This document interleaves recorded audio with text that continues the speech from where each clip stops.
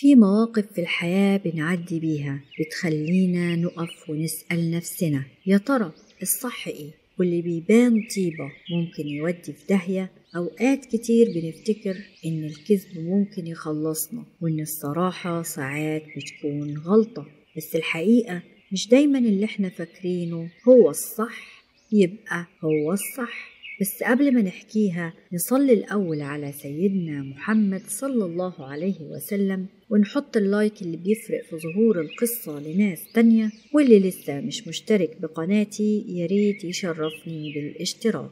وتعالوا دلوقتي أحكي لكم حكاية غريبة فيها جري وخوف ومفاجآت، بس أهم من كل ده فيها درس عمرك ما هتنساه.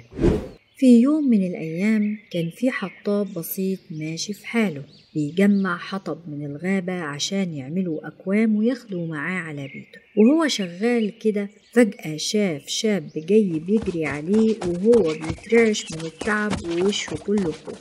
الشاب أول ما وصل للحطاب قاله وهو بيتنفس بصعوبة: يا عم الحاج والنبي خبيني عندك، في ناس ورايا عايزين يقتلوني ولو شافوني هيموتوني. الحطاب بصله وقال له: طيب خش جوه الكوم الكبير ده من الحطب وانا هغطيك ومحدش هيشوفك. فعلا الشاب دخل والحطاب غطاه بالحطب كويس وكمل شغله كأنه ولا اي حاجة حصلت. بعد شوية جت 2 رجالة بيجروا ناحية الحطاب وقالوا له: انت شفت شاب عدى من هنا شكله كده وكده؟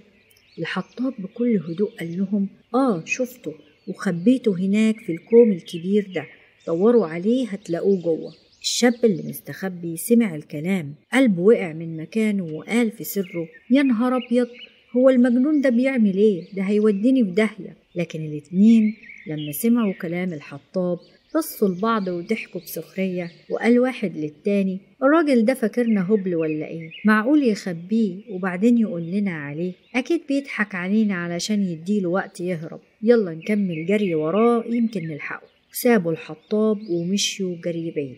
ولما الدنيا هديت وراحوا من غير ما يرجعوا تاني، خرج الشاب من ورا كوم الحطب وهو مش مصدق اللي حصل، وكان متلخبط جدا ما بين الخوف والغضب. وقال للحطاب: ازاي تعمل فيا كده؟ تخبيني وبعدين تقول لهم مكاني؟ ده انت كنت هتوديني في 60 داهية. الحطاب ابتسم وقال له بهدوء: بص يا ابني، لو الكذب بينقذ مرة فالصدق بينقذ مليون مرة. والله لو كنت كذبت عليهم كانوا دوروا في الكوم ولقوك قتلوك، إنما أنا قلت الصدق وهم ما صدقونيش وسابوك.